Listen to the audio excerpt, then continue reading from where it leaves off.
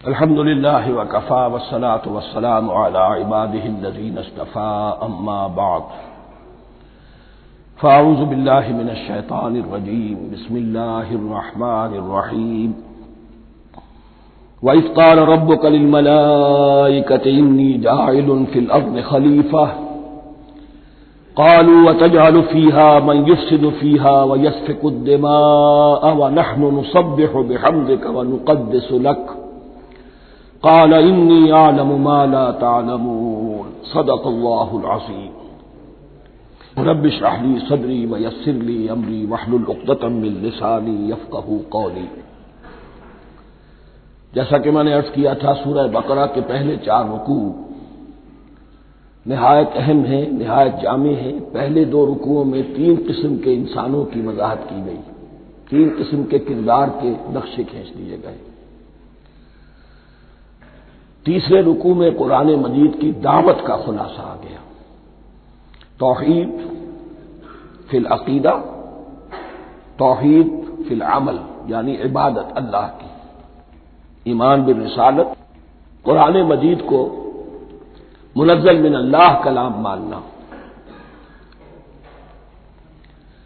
اس میں اگر شک ہے تو جو بھی چیلنج تھا، اگر واقعتاً تمہیں شک ہے، حقیقت میں شک نہیں ہے، لیکن جیسا کہ تم کہہ رہے ہو کہ تمہیں شک ہے تو کوشش کرو اس کے مقابلے کی ایک صورت بنا لاؤ۔ پھر آخرت، جنت اور دوزخ، ان دونوں کا تذکرہ ہو گیا۔ پھر ایک خاص مسئلہ جو قرآن مجید کے اسلوب پر اعتراض کی شکل میں آیا کہ اس میں مچھر جیسی حقیر شے کا بھی تذکرہ ہے، اس کی حکمت بیان کر دی گئی کہ تشبیہ اور تمثیل میں ظاہر بات ہے کہ ممثل لہو اور ممثل بہی میں مناسبت چاہیے۔ جس چیز کے لیے تمثیل بیان کی جا رہی ہے، جس شے سے تمثیل بیان کی جا رہی ہے، ان میں مناسبت ہونی چاہیے، اس میں عظیم یا حقیر کا کوئی سوال نہیں۔ پھر یہ بات کہ جن لوگوں کے دلوں میں زیغ ہے، کجی ہے، وہ اس قرآن سے بھی ان کی ضلالت میں، گمراہی میں اضافہ ہوگا۔ جو لوگ طالب حق ہیں ان کو یہ قرآن مجید ہدایت دے گا، اور کن کو اللہ گمراہ کرتا ہے؟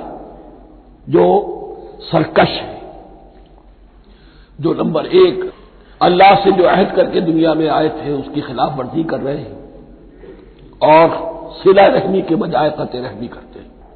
اس کے بعد ایک بہت اہم فلسفیانہ بات آ گئی، اور اسی کے ضمن میں نے اصل میں یہ ساری بات دہرائی ہے۔ میں نے کہا تھا کہ یہ بات واضح ہوگی آگے جا کر سورہ غافر میں۔ پھر ذہن میں لائیے کہ جب یہ صورت نازل ہوئی ہے، سورہ غافر نازل ہو چکی تھی، لہذا یہاں اجمالی تذکرہ ہے، وہاں تفصیلی تذکرہ ہے۔ اہل جہنم کا قول نقل ہوا ہے، ربنا امتنا اثنتین واحییتنا اثنتین فاعترفنا بذنوبنا فهل الى خروج من سبیل۔ اے اللہ، تو نے 2 مرتبہ ہم پر موت وارد کی، 2 مرتبہ ہمیں زندہ کیا، اب ہم نے اپنے قصور تسلیم کر لیے، تو اب یہاں سے بھی کوئی اور مرحلہ ہے یا نہیں؟ یہاں سے نکلنے کا بھی کوئی راستہ ہے یا نہیں؟ اس سے حقیقت یہ واضح ہوئی، انسان کی تخلیق اول ہوئی عالم ارواح میں، صرف ارواح کی حیثیت سے، اور حدیث میں آتا ہے الارواح جنود مجندہ، لشکروں کی شکل، تمام انسان۔ ان سے عہد لیا گیا الست بربکم قالوا بلی، پھر سلا دیا گیا ارواح کو۔ یہ گویا کہ پہلی موت تھی جو ہم گزار آئے۔ پھر عالم خلق کا مرحلہ آیا۔ عالم خلق میں یہ تناسل کے ذریعے سے رحم مادر میں جب ایک جنین تیار ہوتا ہے تو ایک حدیث ہے حضرت عبداللہ ابن مسعود سے، 4 مہینے کا جب جنین ہو جاتا ہے تو اس کے بعد وہ روح لا کر اس میں پھونک دی جاتی ہے۔ یہ گویا کہ احیاء اولا ہو گیا، پہلی مرتبہ کا زندہ کیا جانا، پہلی موت کی نیند سے جگا دیا گیا۔ اے تازہ واردان بساط ہوائے دل، اب ہم اس دنیا میں اس جسد کے ساتھ زندہ ہوئے، اب پھر موت آئے گی، جسد یہی چلا جائے گا جہاں سے آیا تھا، روح جہاں سے آئی تھی وہاں واپس جائے گی۔ ثم یمیتکم ثم یحییکم ثم الیہ ترجعون، پھر تمہیں اللہ کی طرف لوٹا دیا جائے گا۔ یہ ہے بہت گہرا نقطہ فلسفہ دین کا۔ اس کے بعد مضمون شروع ہو رہا ہے خلافت کا، جس کا اجمالی جو ہے تذکرہ تیسرے رکوع کی آخری آیت میں آ گیا۔ هو الذی خلق لکم ما فی الارض جميعا، زمین میں جو کچھ ہے اے انسانوں تمہارے لیے پیدا کیا گیا۔ اسی کے ساتھ جڑتا ہوا مضمون اب خلافت کا آ رہا ہے۔ وَإِذْ قَالَ رَبُّكَ لِلْمَلَائِكَةِ إِنِّي جَاعِلٌ فِي الْأَرْضِ خَلِيفَةً، اور یاد کرو جب کہ کہا تھا تمہارے رب نے فرشتوں سے، میں بنانے والا ہوں زمین میں ایک خلیفہ۔ اب خلیفہ کی حقیقت کو سمجھیے، خلیفہ کسے کہتے ہیں؟ نائب۔ عام طور پر لوگوں کو مغالطہ ہوتا ہے کہ خلیفہ جانشین جو ہے وہ تو کسی کے موت کے بعد ہوتا ہے، زندگی میں تو نہیں ہوتا۔ لیکن یہاں اصل میں ہمارے لیے بہت آسان ہے، انسان کی جو اصل حقیقت ہے اس دنیا میں اس کو سمجھنے کے لیے یوں سمجھیے کہ ہم آج سے 50 سال پہلے انگریز کے غلام تھے۔ ہمارا بادشاہ یا ملکہ انگلستان میں تھا یا تھی۔ دہلی میں وائس رائے ہوتا تھا۔ وائس رائے کا کام کیا ہے؟ جو حکم آیا ہے ہز میجسٹیز گورنمنٹ کا یا ہر میجسٹیز گورنمنٹ کا جو حکم آیا ہے بلا چون و چرا، بغیر کسی تغیر و تبدل کے نافذ کرے۔ ہاں جہاں کوئی حکم وہاں سے نہیں ہے تو یہاں کے حالات میں بہترین اپنی رائے قائم کرے، غور و فکر کرے، یہاں کی مصلحتیں کیا ہے۔ جو چیز بھی امپائر کی مصلحت میں ہو اس کے مطابق فیصلہ کر سکتا ہے۔ بین ہی یہی رشتہ ہے۔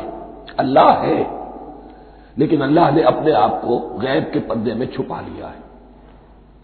زمین پر انسان ہے، اب انسان کا کام یہ ہے جو ہدایت آ رہی ہے اللہ کی طرف سے اس پر تو بے چون و چرا عمل کرے۔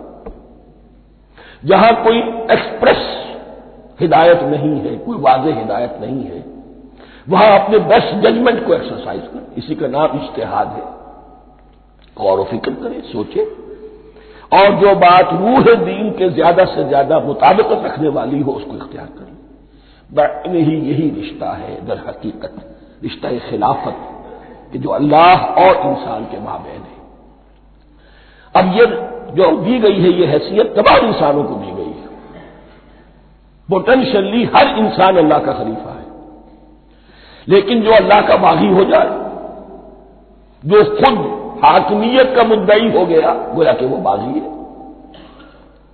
اب اگر شاہجہاں بادشاہ تھا، اس کا کوئی ولی عہد تھا، اور ولی عہد جو ہے صبر نہیں کر سکتا، اپنے باپ کی زندگی ہی میں بغاوت کر دیتا ہے، حکومت حاصل کرنا چاہتا ہے، تو اب وہ کیا ہے؟ واجب القتل ہے۔ جو لوگ بھی حاکمیت کے مدعی ہو گئے، ویسے تو حقیقت واجب القتل ہے، لیکن دنیا میں مہلت دی ہے اللہ نے، یہ دارالامتحان ہے، فوراً قتل نہیں کرتا، فوراً ختم نہیں کرتا۔ وَلَوْلَا كَلِمَةٌ سَبَقَتْ مِن رَّبِّكَ إِلَىٰ أَجَلٍ مُّسَمًّى لَقُضِيَ بَيْنَهُمْ، اگر یہ پہلے بات طے نہ ہو چکی ہوتی، ایک وقت معین تک کے لیے انہیں مہلت اللہ نے نہ دی ہوتی تو اللہ فیصلہ چکا دیتا، لیکن مہلت دی ہے۔ لیکن کم سے کم اتنی سزا ملتی ہے کہ اب وہ خلافت کے حق سے محروم کر دیے گئے۔ گویا کہ اب خلافت دنیا میں ہوگی خلافت المسلمین، صرف وہی شخص کہ جو اللہ کو مانے اپنا حاکم مطلق، وہ خلافت کا اہل ہے۔ تو یہ چند باتیں خلافت کی اصل حقیقت کے ضمن میں یہیں پر سمجھ لیجیے۔ وَإِذْ قَالَ رَبُّكَ لِلْمَلَائِكَةِ إِنِّي جَاعِلٌ فِي الْأَرْضِ خَلِيفَةً قَالُوا أَتَجْعَلُ فِيهَا مَن يُفْسِدُ فِيهَا وَيَسْفِكُ الدِّمَاءَ وَنَحْنُ نُسَبِّحُ بِحَمْدِكَ وَنُقَدِّسُ لَكَ۔ اور یاد کرو جب کہ تمہارے رب نے کہا تھا فرشتوں سے کہ میں زمین میں خلیفہ بنانے والا ہوں، تو انہوں نے کہا کہ کیا تو بنائے گا اس میں جو فساد مچائے گا اس میں اور خوریزی کرے گا۔ وَنَحْنُ نُسَبِّحُ بِحَمْدِكَ وَنُقَدِّسُ لَكَ، ہم آپ کی تسبیح اور تحمید اور آپ کی تقدیس میں لگے ہوئے ہیں۔ قَالَ إِنِّي أَعْلَمُ مَا لَا تَعْلَمُونَ، فرمایا میں جانتا ہوں جو تم نہیں جانتے۔ اب یہاں سوال پیدا ہوتا ہے کہ فرشتوں کو یہ گمان کیسے ہوا، یا یہ خیال کیسے ہوا؟ دو رائے ہیں اس میں۔ ایک تو یہ کہ انسان کی تخلیق سے پہلے اس دنیا میں جنات تھے، اور انہیں بھی کچھ اللہ نے تھوڑا سا اختیار دیا تھا، اور انہوں نے یہاں فساد مچایا۔ انہی پر قیاس کرتے ہوئے فرشتوں نے سمجھا کہ انسان بھی پھر زمین میں فساد مچائے گا، خوریزی کرے گا۔ ایک دوسری اصولی بات یہ کہی گئی ہے کہ خلافت کا لفظ جب استعمال ہوا تو اس کے معنی ہے کہ کوئی نہ کوئی اختیار بھی ملے گا۔ جنات کے بارے میں خلافت کا لفظ کہیں نہیں آیا، انسان کے بارے میں آ رہا ہے۔ خلیفہ بالکل بے اختیار نہیں ہوتا، جیسا کہ میں نے عرض کیا، جہاں واضح حکم ہے تو اس کی تو تنفیذ، جہاں نہیں ہے وہاں اپنی رائے سے جتنا بھی بہتر سے بہتر سوچ سکتا ہو انسان رائے قائم کرے۔ یہ اختیار جو ہے، ظاہر بات ہے جہاں اختیار ہوگا صحیح استعمال ہونے کا بھی امکان ہے، غلط استعمال ہونے کا بھی امکان ہے۔ اختیار تو بلکہ یہ کہ آپ کا پولیٹیکل سائنس کا تو ایکسیم یہ ہے، authority tends to corrupt and absolute authority corrupts absolutely.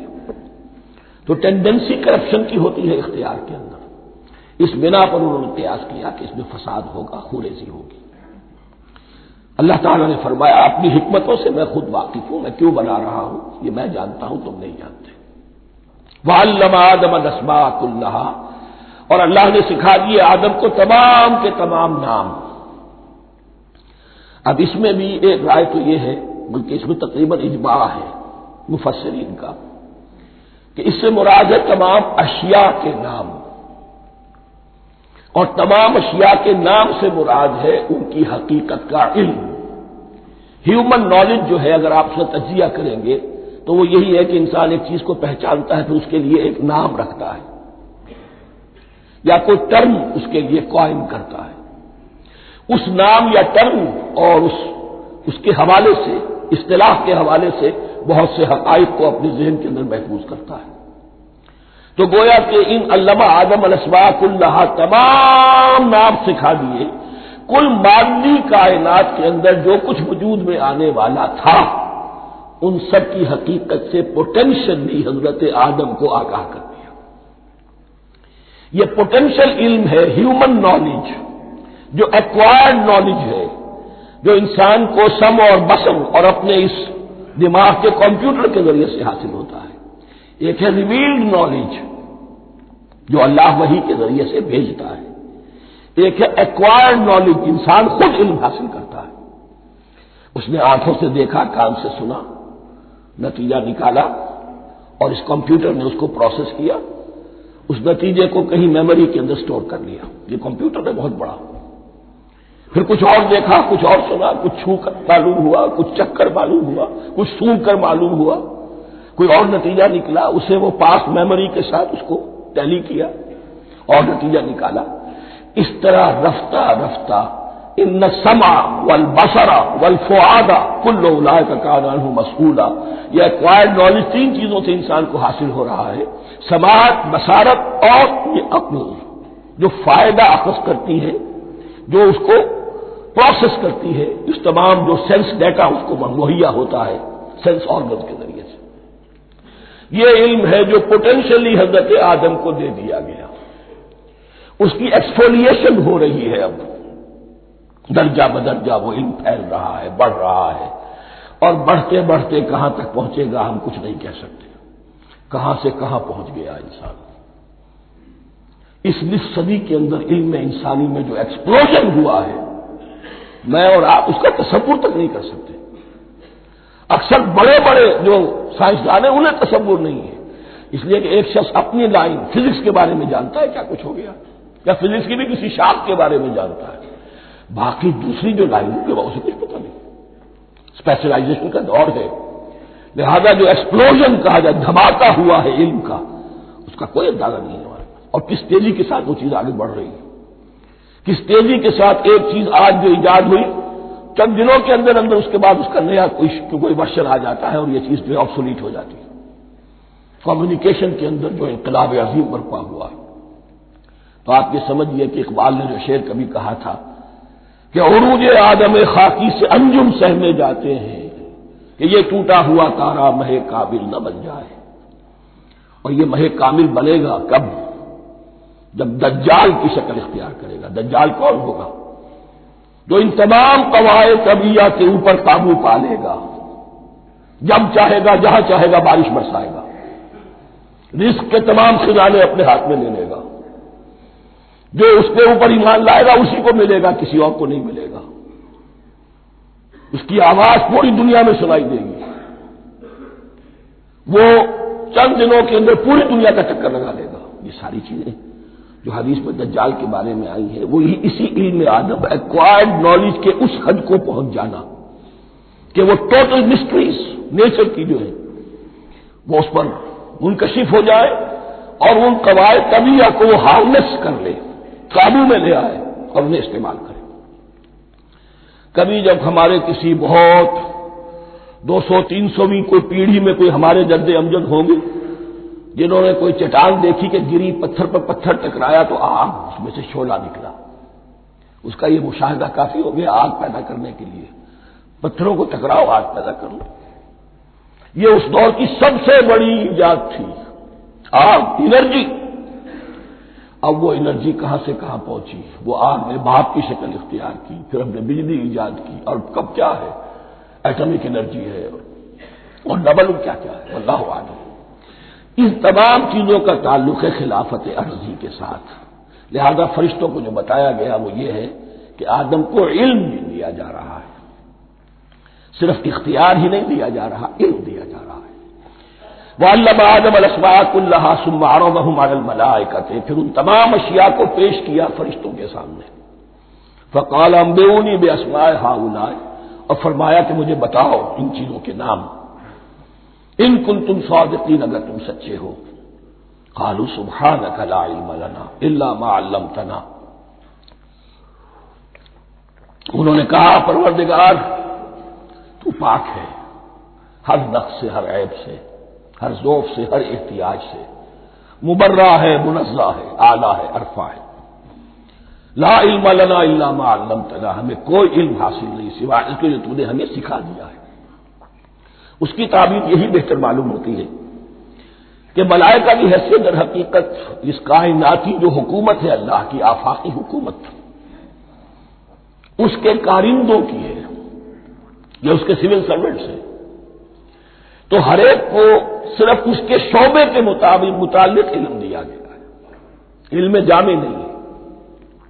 تمام چیزوں کا علم یہ معلوم کرنے کی استعداد ان کے پاس نہیں ہے. کوئی فرشتہ فرض کیجئے بارش کے اوپر معمور ہے، کوئی پہاڑوں پر معمور ہے، جس کا ذکر سیرت میں آتا ہے کہ جب طائف میں حضور پر پتھراؤ ہوا ہے تو اس کے بعد ایک فرشتہ حاضر ہوا ہے کہ میں ملک الجبال ہوں، اللہ نے مجھے پہاڑوں پر معمور کیا ہوا ہے. آپ اگر فرمائیں تو جن لوگوں نے آپ کو ستایا ہے، یہ جو طائف جن دو پہاڑوں کے درمیان یہ وادی ہے، ان کو آپس میں ٹکرا دو کہ یہ پس کر اور سرما بن جائے.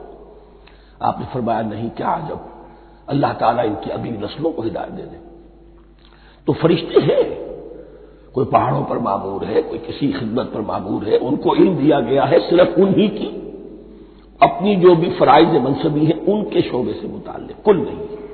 جامعیت جو ہے علم کی وہ ہے کہ جو حضرت آدم علیہ السلام کو پوٹینشلی دے دی گئی اور جو اب بڑھتے بڑھتے ایک بہت جرابر درخت بن چکا ہے. سبحانک لا علم لنا الا ما علمتنا انک انت العلیم الحکیم. یقیناً آپ ہی کی ذات ہے جو کل کے کل علم کی حامل ہے اور جس کے اوپر حکمت بھی، جس کی حکمت بھی کامل ہے. باقی تو ہر مخلوق میں سے ہر ایک کا علم ناقص رہے گا. العلیم، کل علم کا جاننے والا تو تو ہی ہے. الحکیم، کل حکمت وہ تو تیرے ہی پاس ہے. قال یا آدم انبئہم باسمائہم، اللہ نے فرمایا کہ آدم ان کو بتاؤ ان کے نام.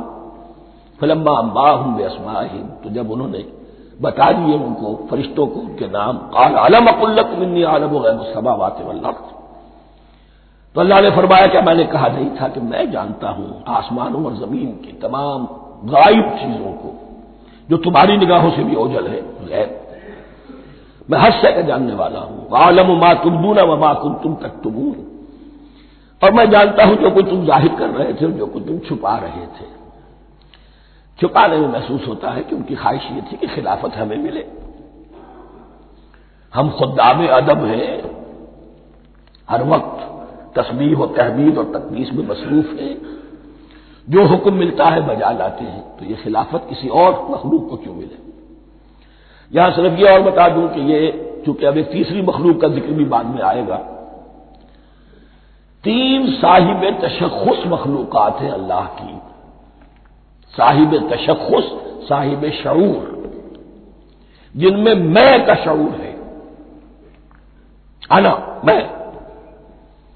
ایک ملائکہ ہے، ان کی تخلیق نور سے ہوئی ہے۔ ایک انسان ہے جن کی تخلیق گارے سے ہوئی ہے۔ ایک جنات ہیں جن کی تخلیق آگ سے ہوئی ہے۔ باقی حیوانات ہیں، ان میں شعور تو ہے، خود شعور ہی نہیں ہے۔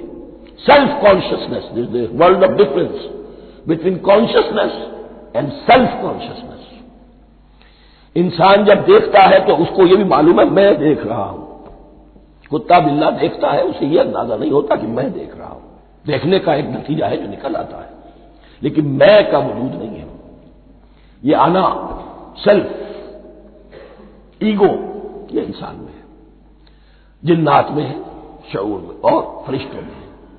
ایک نوری مخلوق، ایک ناری مخلوق، ایک زمین کے اس کرسٹ میں، یہ جو مٹی اور گارے، مٹی اور پانی کا جو ملغوبہ ہے گارے کی شکل میں، اس سے بنا ہے۔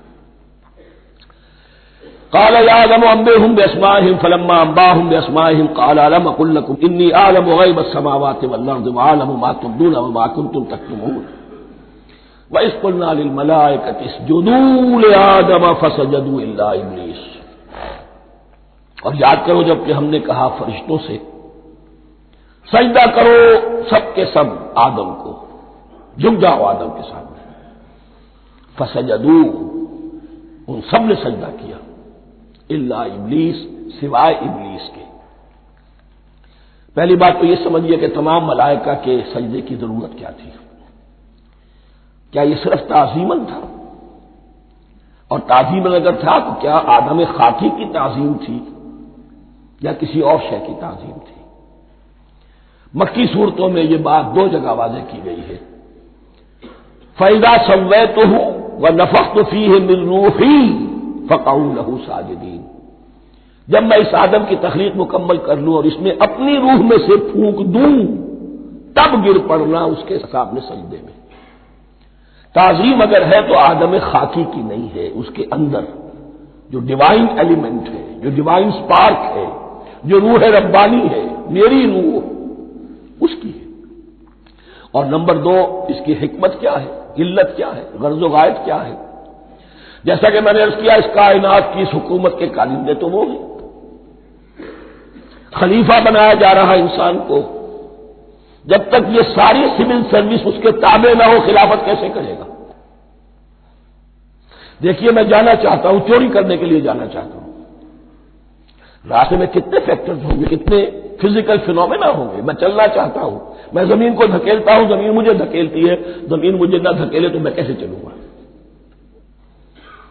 یہ پوری کائنات جو ہے، یہ جب ہم کوئی ارادہ کرتے ہیں اور کوئی فیل کرتے ہیں تو اس فیل کے پورے ہونے میں، اس کے ظہور میں نہ معلوم کون کون سے ایلیمنٹس ہیں، کون کون سی فورسز آف دی نیچر ہیں جو ہمارے ساتھ موافقت کرتی ہے تو ہم وہ کام کر سکتے ہیں۔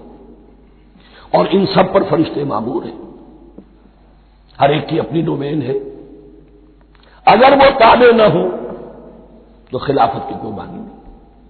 خلافت دی گئی ہے، یہ ادھر جانا چاہتا ہے جانے دو، یہ نماز کے لیے مسجد میں جانا چاہتا ہے جانے دو، یہ چوری کے لیے نکلا ہے نکلنے دو، اس لیے کہ اس کو جو اختیار دیا گیا ہے، اس کے اختیار کے استعمال میں یہ تمام جو قوتیں ہیں وہ اس کے ساتھ موافقت کرتی ہیں، تب اس کا کوئی ارادہ، وہ اچھا ہو یا برا، وہ پایہ تکمیل کو پہنچ سکتا ہے۔ یہ گویا کہ سبارڈینیشن اس کے لیے سمبل کہ تمام فرشتوں کو جھکا دیا گیا۔ البتہ اس آیت میں ایک مغالطہ پیدا ہوتا ہے، الا ابلیس، سوائے ابلیس کے۔ مغالطہ یہ پیدا ہوتا ہے کہ شاید وہ بھی فرشتہ تھا، اس لیے کہ حکم تو فرشتوں کو دیا گیا تھا۔ پھر نوٹ کیجئے، اس سے پہلے، بہت پہلے سورہ کہف نازل ہو چکی ہے، اور سورہ کہف میں فرما دیا گیا ہے کان من الجن ففسق عن امر ربی، وہ جن تھا، پس اس نے سرکشی کی اپنے رب کے حکم سے. فرشتے کی شان یہ نہیں ہے، وہ اللہ کے کسی حکم کی سرتابی نہیں کرتا. لا یعصون اللہ ما امرہم ویفعلون ما یؤمرون، وہ اللہ کے کسی حکم کی نافرمانی نہیں کرتے اور جو حکم ملتا ہے بجا لاتے. یہ جنات کے اندر اختیار تھا، جیسے اختیار انسانوں کو دیا گیا ہے. جنات میں نیک بھی ہے، بد بھی ہے، اعلیٰ بھی ہے، ادنا بھی ہے، جیسے انسانوں میں. لیکن یہ عزازیل جو جن تھا، علم اور عبادت دونوں کے اعتبار سے بہت بلند ہو گیا تھا، اور یہ فرشتوں کا یوں سمجھیے کہ ہم نشین، فرشتوں کے ساتھ اس طور سے شامل. جیسے بہت سے انسان بھی اگر اپنی بندگی میں، زہد میں، عبادت میں، نیکی میں ترقی کرے تو ان کا ملائے اعلیٰ کے ساتھ، عالم ارواح کے ساتھ، عالم ملائکہ کے ساتھ ایک رابطہ قائم ہوتا ہے. اسی طریقے سے وہ جو عزازیل تھا، جن ہونے کے باوجود اپنی نیکی، عبادت، پارسائی اور اپنے علم میں فرشتوں سے بہت آگے تھا. اس لیے معلم الملکوت کی شکل اختیار کر چکا تھا. اس کو اپنی زون تھا. یہ بات جیسا کہ میں نے عرض کیا 7 مرتبہ قرآن میں یہ بات آئی ہے، قصہ ابلیس و آدم، کہ فرشتوں کو حکم ہوا کہ سجدہ کرو، سب جھک گئے، ابلیس نے سجدے سے انکار کر دیا 7 مرتبہ. یہ 7ویں مرتبہ ہے جو ہم پڑھ رہے ہیں. مصحف میں پہلی مرتبہ آ رہا ہے، ترتیب نزول میں 7ویں مرتبہ آ رہا ہے. یہ آدم و ابلیس کا قصہ اس سے آگے سورہ اعراف میں آئے گا، پھر سورہ ہجر میں آئے گا، سورہ بنی اسرائیل میں آئے گا، سورہ کہف میں آئے گا، سورہ طٰہٰ میں آئے گا، سورہ صاد میں آئے گا. 6 مرتبہ مکی قرآن میں، 1 مرتبہ یہاں. تو یہاں اشارہ نہیں کیا، اس لیے مغالطہ ہو سکتا ہے. لیکن یہ کہ سورہ کہف میں آپ کو بتا چکا ہوں، کان من الجن ففسق عن امر ربی، اس نے اپنے رب کے حکم سے سرتابی کی. نام اس کا عزازیل تھا. ابلیس اس کا صفاتی نام ہے اب، اس لیے کہ اب لسیبلسوں کے معنی ہوتے ہیں مایوس ہو جانا. یہ اللہ کی رحمت سے بالکل مایوس ہے، اور مایوس جو ہو جائے وہ شیطان ہو جاتا ہے. اب میرا تو چھٹکارا نہیں ہے، جتنوں کو برباد کر سکوں کروں. میری تو عاقبت خراب ہو چکی ہے، جتنوں کو اپنے ساتھ، ہم تو ڈوبے ہیں سنم، تم کو بھی لے ڈوبیں گے. اب وہ شیطان اس معنی میں کہ انسان کی عداوت اس کی گھٹی میں پڑ گئی. اس نے اللہ سے پھر اجازت بھی لی کہ مجھے مہلت دے دے، یوم یبعثون، قیامت تک کے دن کے لیے، تو میں ثابت کر دوں گا کہ یہ آدم اس رتبے کا حقدار نہ تھا، مستحق نہ تھا جو اسے دیا گیا. انا خیر منہ، میں اس سے بہتر ہوں. خلقتنی من نار وخلقتہ من طین، تو نے مجھے آگ سے بنایا، اسے گارے سے بنایا. لیکن یہ تکبر ہے در حقیقت کہ جس نے اسے راندہ درگاہ حق کر دیا. وَإِذْ قُلْنَا لِلْمَلَائِكَةِ اسْجُدُوا لِآدَمَ فَسَجَدُوا إِلَّا إِبْلِيسَ أَبَىٰ وَاسْتَكْبَرَ. ابا، اس نے انکار کیا، واستکبر، اور تکبر کیا، استکبار کیا. وَكَانَ مِنَ الْكَافِرِينَ. کانا عربی زبان میں 2 طرح کا ہوتا ہے، تامہ، ناقصہ. ایک معنی یہ ہو سکتے ہیں کہ ہو گیا، اب اپنے اس استکبار اور انکار کی وجہ سے کانا من الکافرین، وہ کافروں میں سے ہو گیا. ایک کانا تامہ ہوتا تھا ہی کافروں میں سے، یعنی اس کے اندر سرکشی چھپی ہوئی تھی، اب ظاہر ہو گئی. یہ معاملہ ہوتا ہے، کسی شخص کی بدنیتی اس کے اوپر پردے پڑے رہتے ہیں، نیکی کے، زہد کے، کسی خاص وقت میں آ کر وہ ننگا ہو جاتا ہے، اور جو اس کے اندر تھا اصل، اس کی حقیقت، وہ سامنے آ جاتی ہے. اس کا امکان ہے. تو دونوں معنی اس کے ہو سکتے ہیں. وَقُلْنَا يَا آدَمُ اسْكُنْ أَنْتَ وَزَوْجُكَ الْجَنَّةَ، اور ہم نے کہا کہ اے آدم رہو تم اور تمہاری بیوی جنت میں. اب یہ جنت کون سی ہے؟ اکثر حضرات کے نام کر کے نزدیک یہ جنت کہیں آسمان ہی میں تھی، آسمان ہی میں حضرت آدم کی تخلیق ہوئی. البتہ یہ سب مانتے ہیں کہ ایک وہ جنت الفردوس جو ہے جس میں جانے کے بعد پھر واپس نکلنے کا کوئی امکان نہیں، یہ وہ جنت نہیں ہے جس میں کہ آخرت میں لوگوں کو جا کر داخل ہونا ہے. اس میں داخل ہونے والے کے نکلنے کا کوئی امکان نہیں. ایک رائے یہ بھی ہے، میرا رجحان اس رائے کی طرف ہے، تخلیق آدم اسی زمین پر ہوئی ہے. وہ جن مراحل سے گزری ہے تخلیق وہ ایک علیحدہ مسئلہ ہے۔ بایولوجی اور وحی دونوں اس پر متفق ہیں کہ مٹی سے، کرسٹ آف دی ارتھ سے انسان بنا ہے، اس پر اتفاق ہے قرآن کا بھی اور بایولوجی کا بھی، جدید علم الحیوانات کا بھی، علم الحیات کا۔ سٹیجز کیا ہیں اس میں اختلاف ہو سکتا ہے، اس کو چھوڑ دیجئے، وہ اس وقت کا بحث نہیں۔ یہی کسی اونچے مقام پر کوئی سرسبز و شاداب علاقہ تھا جہاں حضرت آدم کو رکھا گیا، جہاں ہر طرح کے میوے تھے، ہر شے، لا تظمأ فیہا ولا تضحیٰ، نہ اس میں بھوک لگے گی، نہ دھوپ تمہیں ستائے گی، ہر طرح کی چیز تمہیں فراہم ہے۔ وہاں رکھے گئے ہیں صرف ایک ڈیمانسٹریشن کے لیے کہ انہیں نظر آ جائے کہ شیطان میرا دشمن ہے، وہ مجھے ورگلائے گا، طرح طرح سے میرے اندر وسوسہ اندازی کرے گا، میرے اور میری اولاد کے، صرف ایک ڈیمانسٹریشن۔ اس کی مثال یوں سمجھیے کہ سلیکشن تو ہو گیا، سی ایس پی گریڈ میں کوئی شخص آ گیا ہے، لیکن اب وہ سول سروس اکیڈمی میں رکھا جا رہا ہے۔ تو یہ کوئی اکیڈمی ہو سکتا ہے اسی زمین پر، وہ صرف بتانا یہ تھا کہ تمہیں معلوم ہو جائے کہ یہ شیطان تمہارا دشمن ہے۔ اس لیے کہ اس میں جو ایک لفظ حبوط کا آ رہا ہے، وہ حبوط صرف ایک ہی معنی میں نہیں ہوتا، دوسری معنی میں بھی ہے۔ واللہ عالم، یہ چیزیں پھر متشابہات میں رہیں گی، اس لیے ان کے بارے میں کوئی ایک رائے دوسری رائے، اس کے لیے ذہن سے، عقل سے بات کر کے ایک یا دوسری رائے اختیار کر سکتے ہیں۔ وَقُلْنَا يَا آدَمُ اسْكُنْ أَنْتَ وَزَوْجُكَ الْجَنَّةَ، اور ہم نے کہا کہ رہو اے آدم تم بھی اور تمہاری بیوی بھی باغ میں، اس باغ میں، الجنہ اس باغ میں، گویا کہ اشارہ کیا جا رہا ہے۔ وَكُلَا مِنْهَا رَغَدًا حَيْثُ شِئْتُمْ، اور کھاؤ اس میں سے با فراغت جہاں سے چاہو، ہر طرح کا پھل ہے کھاؤ۔ وَلَا تَقْرَبَا هَٰذِهِ الشَّجَرَةَ، یہاں پہ اس درخت کا نام نہیں دیا گیا، اشارہ اس درخت کے قریب مت جانا۔ فَتَكُونَا مِنَ الظَّالِمِينَ، تو تم ظالموں میں سے ہو جاؤ گے، تم حد سے گزرنے والوں میں سے ہو جاؤ گے۔ اب اس کی بھی حکمت سمجھیے کہ چونکہ ڈیمانسٹریشن کرانی ہے کہ تمہیں کسی چیز سے، ہزار چیزیں مباح ہیں دنیا میں، چند چیزیں پینے کی حرام ہیں۔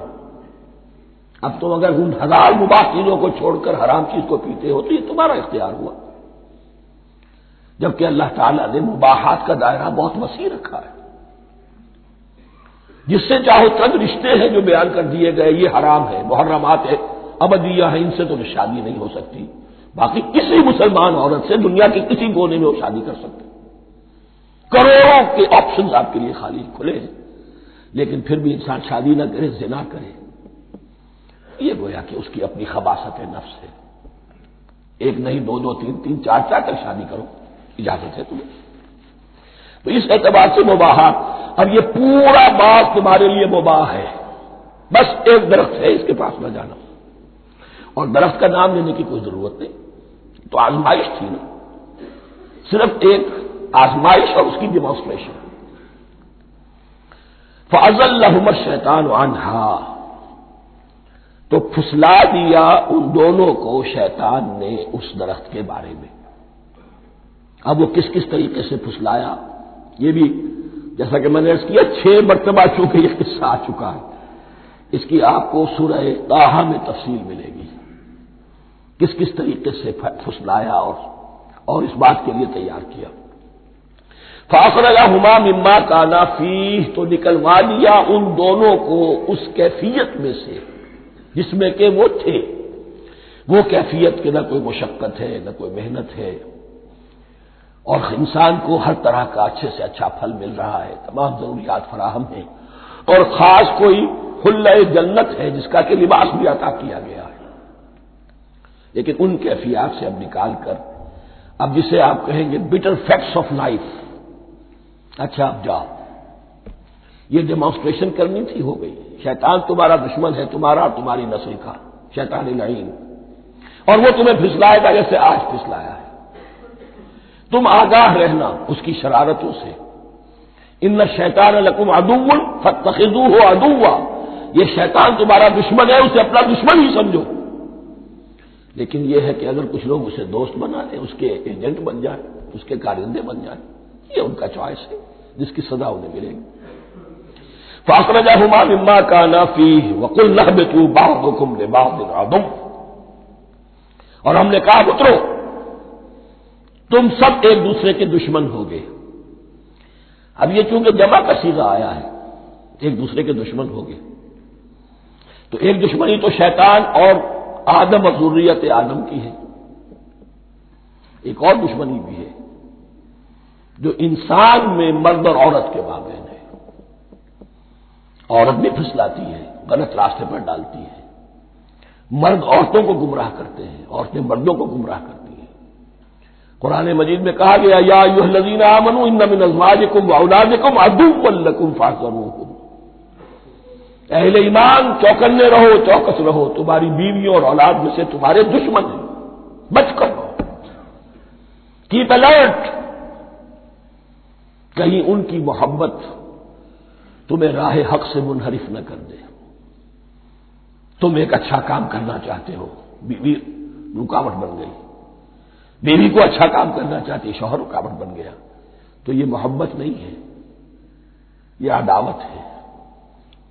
اس حوالے سے بعضکم لبعض عدو ولکم فی الارض مستقر ومتاع الی حین.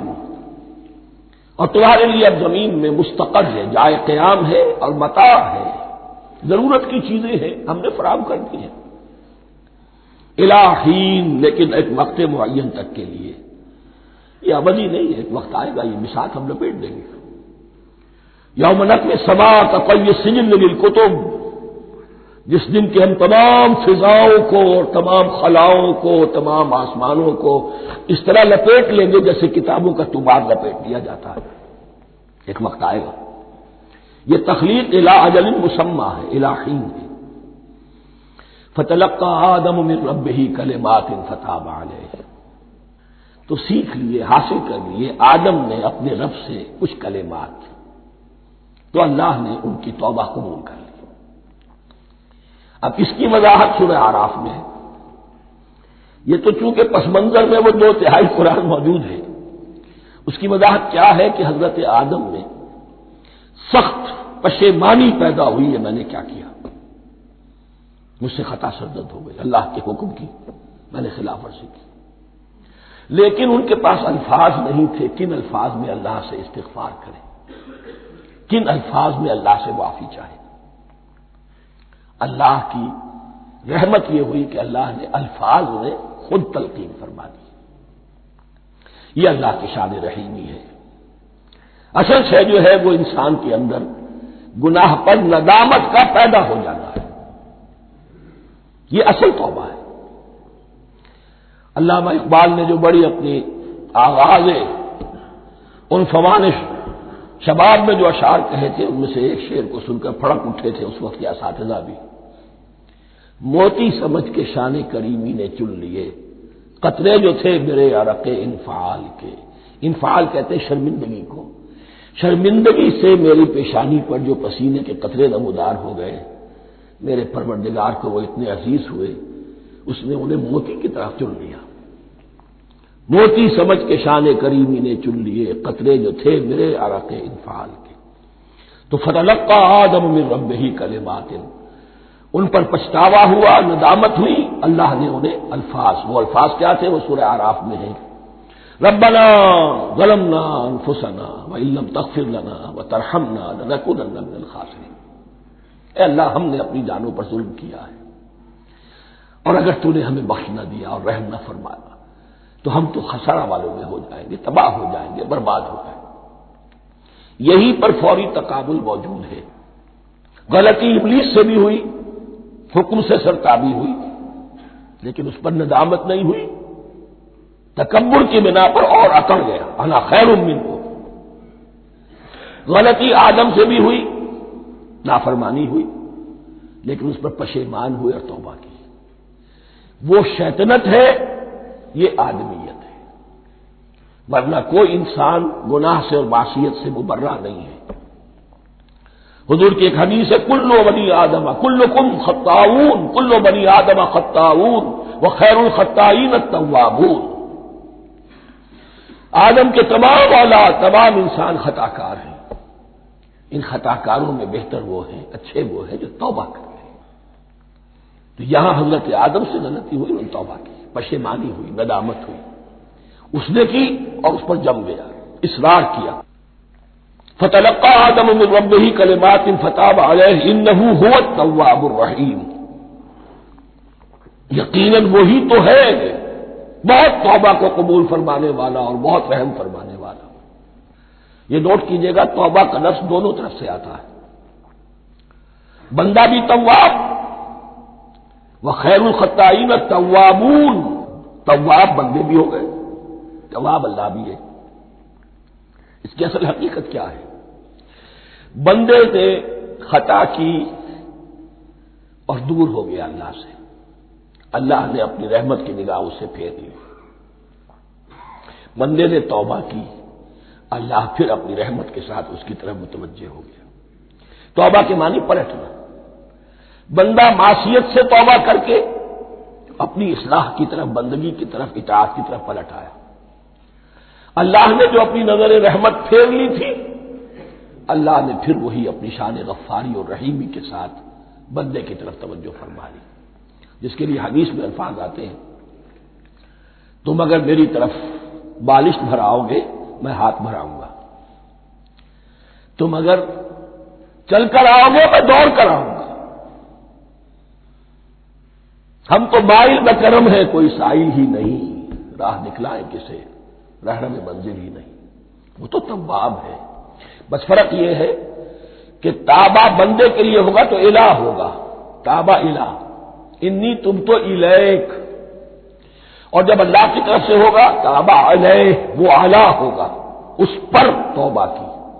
یعنی اللہ کی بلند شان ہے تو انسان توبہ کرتا ہے تو اس کی طرف توبہ کرتا ہے.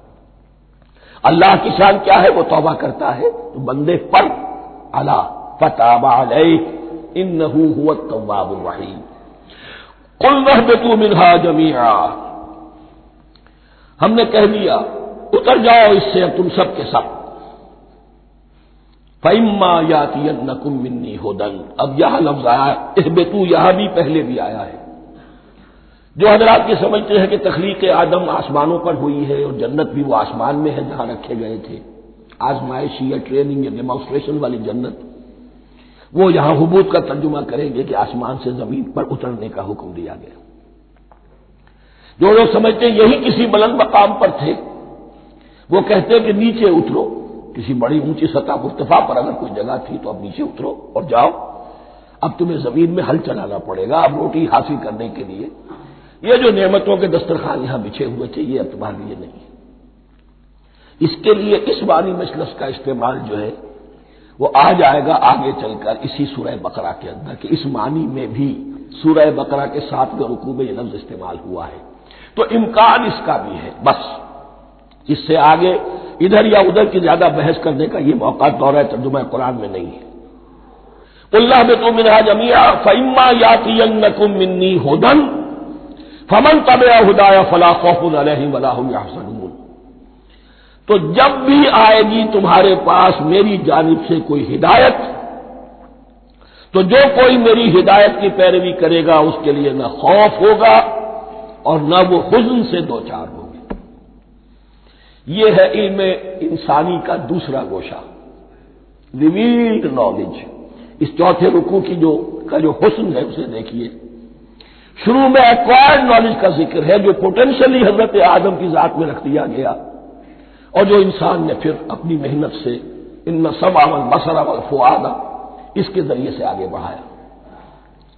یہ علم ہے چل رہا ہے. آج مغربی اقوام ہم سے بہت آگے ہیں.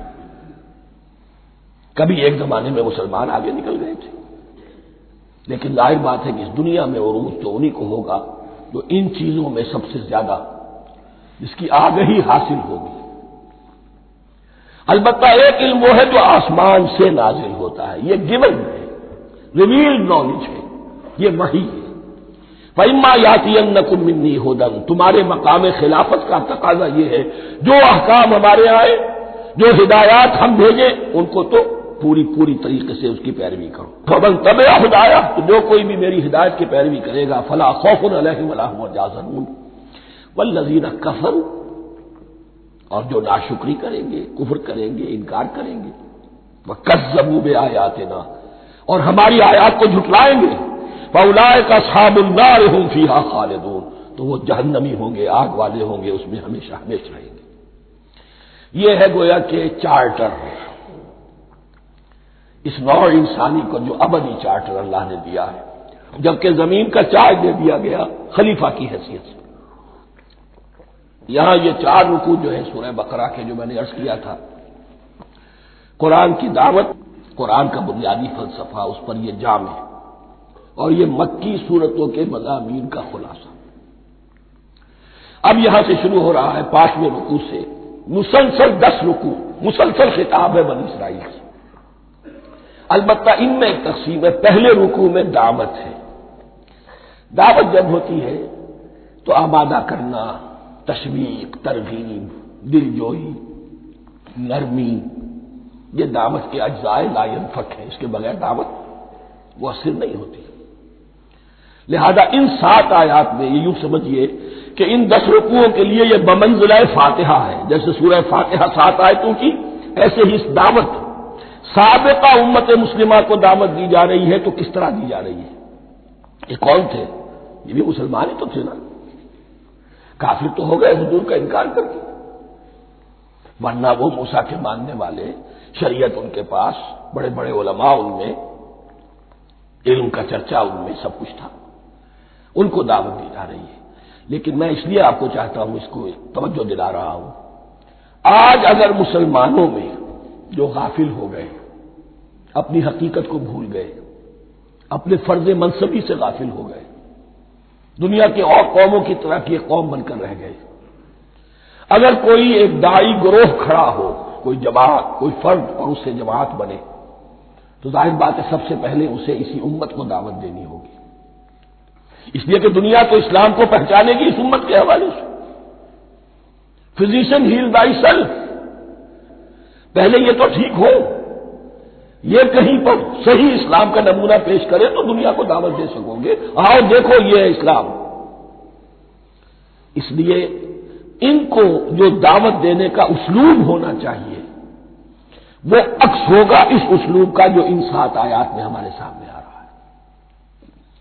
یا بنی اسرائیل اذکروا نعمتی التی انعمت علیکم، اے بنی اسرائیل، اسرائیل کو سمجھ لیجئے، یہ مرکب لفظ ہے، اسم، اسی سے اسیر بنا ہے، اسیر جو کسی کا قیدی ہوتا ہے۔ ایل عبرانی میں اللہ کے لیے ہے، اور اسرائیل کا ترجمہ ہے عبداللہ، اللہ کا غلام، اللہ کے ساتھ بندھا ہوا، اس کی اطاعت کے قلاتے کے اندر۔ تو یہ اسرائیل، یہ لقب ہے حضرت یعقوب علیہ السلام کا۔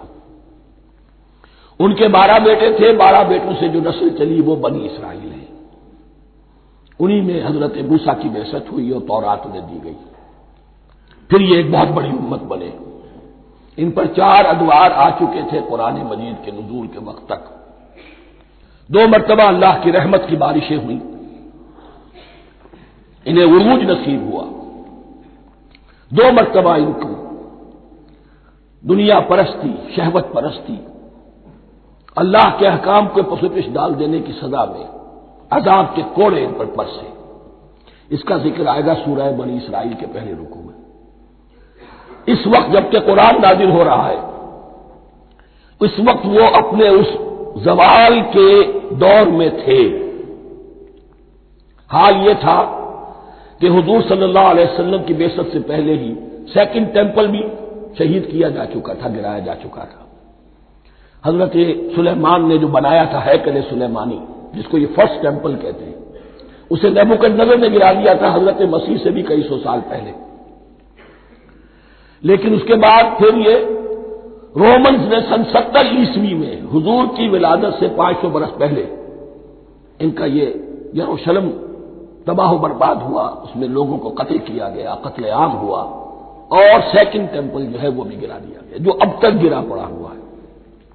صرف ایک ویلنگ وال ہے جس کے پاس جا کر یہودی جو ہے ماتم کر دیتے ہیں، روتے ہیں، اور اب وہ بنانے پر تلے ہوئے ہیں اپنا 3rd ٹیمپل، اس کے نقشے بن چکے ہیں، بلو پرنٹ بن چکے ہیں۔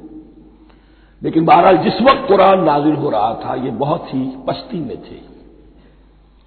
اس کے بارے میں فرمایا، اے بنی اسرائیل ذرا یاد کرو میرے اس انعام کو جو تم پر ہوا، وہ انعام کیا ہے؟ میں نے تمہیں اپنی کتاب دی، نبوت سے سرفراز فرمایا، اپنی شریعت تمہیں عطا فرمائی، تمہیں داؤد، تمہارے اندر داؤد اور سلیمان جیسے بادشاہ اٹھائے جو بادشاہ بھی تھے، نبی بھی تھے۔ وَأَوْفُوا بِعَهْدِي، اور میرے وعدے کو پورا کرو تاکہ میں بھی اپنے وعدے کو پورا کروں۔ یہ وعدہ ہے جو کتاب استثناء جو ہے اولڈ ٹیسٹمنٹ کی، ڈیوٹرانومی، اس کے 18ویں باب کی آیت نمبر 18-19 میں ہے۔ حضرت موسیٰ سے خطاب کر کے اس میں اللہ نے یہ الفاظ فرمائے، میں ان کے بھائیوں میں سے تیرے مانند ایک نبی برپا کروں گا اور اس کے منہ میں اپنا کلام ڈالوں گا، اور وہ وہی کچھ بتائے گا جو میں اس سے کہوں گا۔ یہ گویا کہ حضرت موسیٰ علیہ السلام کی امت کو بتایا جا رہا تھا کہ نبی آخر الزماں آئیں گے اور تمہیں انہیں قبول کرنا ہے۔ قرآن مجید میں اس کا بڑا تفصیلی ذکر سورہ اعراف میں آئے گا انشاءاللہ، لیکن یہاں فرمایا اوفوا بعہدی اوف بعہدکم، تم میرا عہد پیرا پورا کرو، میرے اس نبی کو تسلیم کرو، اس پر ایمان لاؤ، اس پر کی صدا پر لبیک کہو، تو میں تمہیں میرے انعام و اکرام اور بڑھتے چلے جائیں گے۔ وَإِيَّايَ فَارْهَبُونِ، اور صرف مجھ سے ڈرو۔ وَآمِنُوا بِمَا أَنزَلْتُ مُصَدِّقًا لِمَا مَعَكُمْ، اور ایمان لاؤ اس پر جو میں نے نازل کیا ہے، جو تمہارے پاس جو تورات ہے اس کی تصدیق کرتے ہوئے آیا ہے۔ اس کے دو معنی ہے، ایک تو قرآن تصدیق کرتا ہے تورات کی اور انجیل کی، فیہا ھدی ونور، فیہ ھدی ونور، اور دوسرے یہ کہ قرآن اور محمد صلی اللہ علیہ وسلم ان پیشین گوئیوں کے مصداق بن کر آئے ہیں جو تورات میں تھی، ورنہ وہ پیشین گوئیاں جھوٹی ثابت ہوتی۔ ان کے مصداق کون ہے؟ قرآن اور محمد صلی اللہ علیہ وسلم، یہ دونوں معنی اس کے ہیں۔ وَآمِنُوا بِمَا أَنزَلْتُ مُصَدِّقًا لِمَا مَعَكُمْ وَلَا تَكُونُوا أَوَّلَ كَافِرٍ بِهِ، اور دیکھو تم ہی سب سے پہلے ان کا کفر کرنے والے نہ بن جاؤ۔ تمہیں تو سب کچھ معلوم تھا، تم تو منتظر تھے، تم تو آخری نبی کے انتظار میں تھے اور ان کے حوالے سے دعائیں کیا کرتے تھے کہ اللہ اس نبی آخر الزمان کے واسطے سے ہماری مدد فرما اور کافروں کے مقابلے میں ہمیں فتح عطا فرما۔ یہ آئے گا آگے چل کر اسی سورہ بقرہ کے اندر۔ لیکن اب تم ہی سب سے بڑھ کر کافر ہو گئے، تم ہی سب سے بڑھ کر دشمن ہو گئے۔ وَلَا تَكُونُوا أَوَّلَ كَافِرٍ بِهِ وَلَا تَشْتَرُوا بِآيَاتِي ثَمَنًا قَلِيلًا، اور دیکھو میری ان آیات کے عوض حقیر سی قیمت قبول نہ کرو۔ یہ آیات الہیہ ہیں، ان کو رد کر رہے ہو کس لیے؟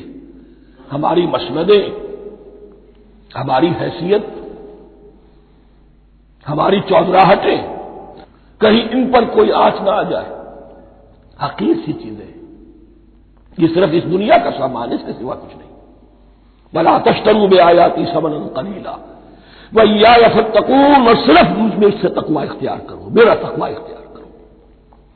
وَلَا تَلْبِسُوا الْحَقَّ بِالْبَاطِلِ وَتَكْتُمُوا الْحَقَّ وَأَنْتُمْ تَعْلَمُونَ، اور نہ گڑبڑ کرو حق کے ساتھ باطل کو، اور بس چھپاؤ حق کو، ذرا حالے کہ تم جانتے ہو۔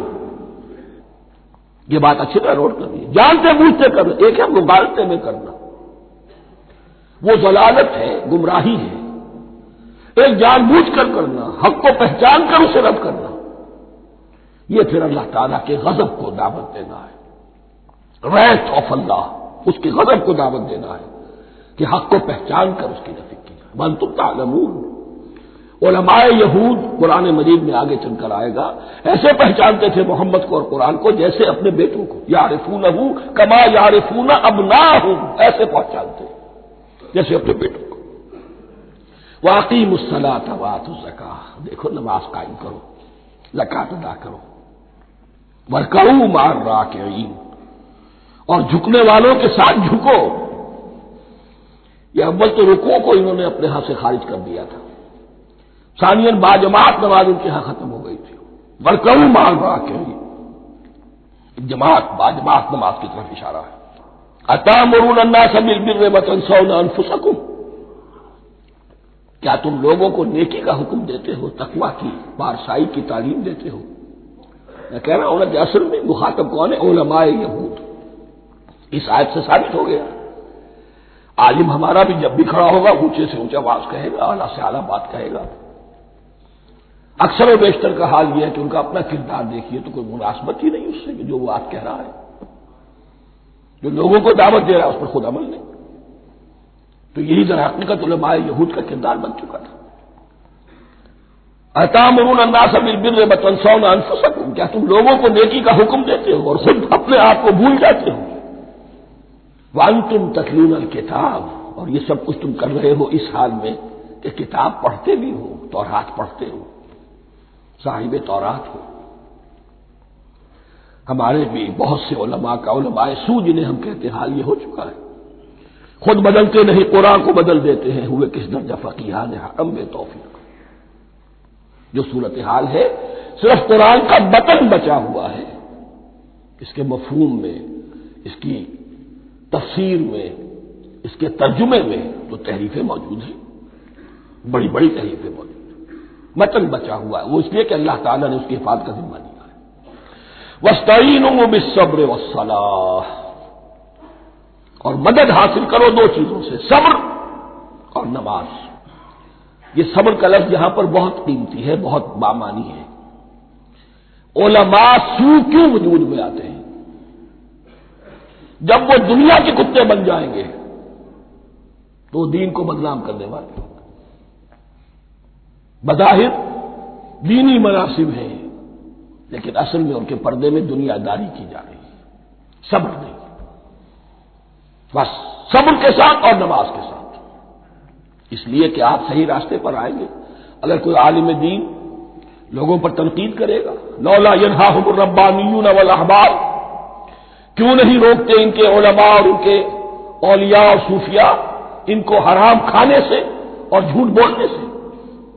اگر کوئی شخص روکے گا اس کو پھر نذرانے تو نہیں ملیں گی، اس کی خدمتیں تو نہیں ہوگی۔ اگر تو دنیا میں صبر اختیار کرنا ہے تب تو آپ حق بات کہہ سکتے ہیں، اور اگر دنیاوی ایمبیشنز ہے تو پھر آپ کو کہیں نہ کہیں کمپرومائز کرنا پڑے گا۔ وَاسْتَعِینُوا بِالصَّبْرِ وَالصَّلَاةِ، صبر اور نماز۔ وَإِنَّهَا لَكَبِیرَةٌ، اور یقیناً یہ بہت بھاری شے ہے، بہت بھاری شے ہے۔ عام طور پر خیال یہ ہے کہ انہا کی ضمیر صرف صلاۃ کی طرف جاتی ہے، نماز بہت بھاری ہے۔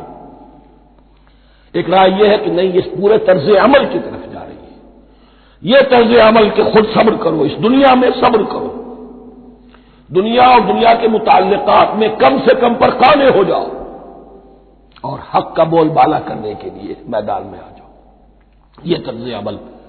اور اس میں پھر نماز، الصلاۃ عماد الدین۔ وَإِنَّهَا لَكَبِیرَةٌ إِلَّا عَلَى الْخَاشِعِینَ، یہ یقیناً بہت بھاری چیز ہے، یہ روش، یہ رویہ بھی بہت بھاری اور نماز بھی بہت بھاری ہے، سوائے ان خشوع رکھنے والوں کے، ڈرنے والوں کے، جن کے دل جھک گئے ہیں اللہ کے سامنے۔ الذین یظنون انہم ملاقو ربہم، جنہیں یہ یقین ہے کہ انہیں اپنے رب سے ملاقات کرنی ہے، جیسا کہ میں نے شروع میں توجہ دلائی تھی، وبالآخرۃ ہم یوقنون، یہ ایمان بالآخرت ہے جو انسان کو سیدھا رکھتا ہے عمل کے میدان میں۔ الذین یظنون انہم ملاقو ربہم وانہم الیہ راجعون، اور جنہیں یہ یقین ہے کہ بالآخر اسی کی طرف ہمیں لوٹنا ہے۔ بارک اللہ لی ولکم فی القرآن العظیم ونفعنی وإیاکم بالآیات والذکر الحکیم۔